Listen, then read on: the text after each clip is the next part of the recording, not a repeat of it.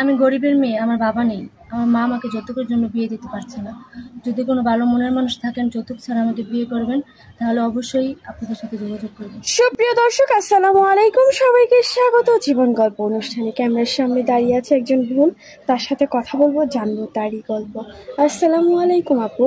ওয়ালাইকুম আসসালাম। আসসালামু আলাইকুম। ওয়ালাইকুম আসসালাম, কেমন আছেন? জি আলহামদুলিল্লাহ ভালো। আপু আপনার নাম? চাঁদনি। চাঁদনি। চাঁদের মতো আলো দেন?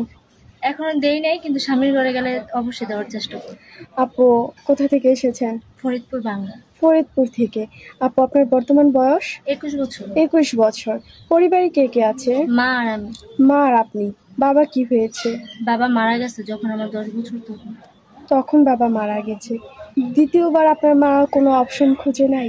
জি না, মা আমার দিকে তাকাই সারা জীবন রয়ে গেছে। আপনার তো আর কোনো ভাই বোনও নেই? বড় ভাই আছে, কিন্তু সে বিয়ে করে আলাদা হয়ে গেছে, আমাদের সাথে থাকে।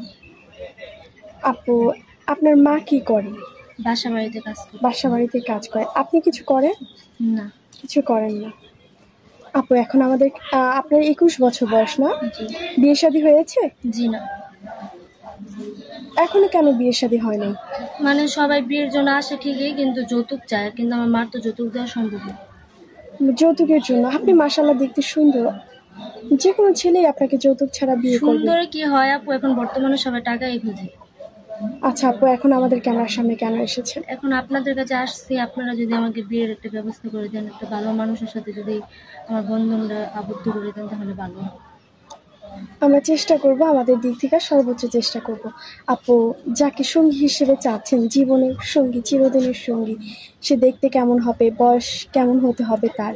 দেখেন আপু, যেহেতু আমি তাদের যৌতুক দিতে পারবো না বা প্রাপ্ত সম্মানটুক দিতে পারবো না, যেহেতু আমার বাবা নেই, বড় ভাই নাই, তার জন্য সে যেমনই হোক আমার কোনো আফসোস নেই। কারণ আমার অসলতা বা আমার দারিদ্রতা যদি সে মাইনা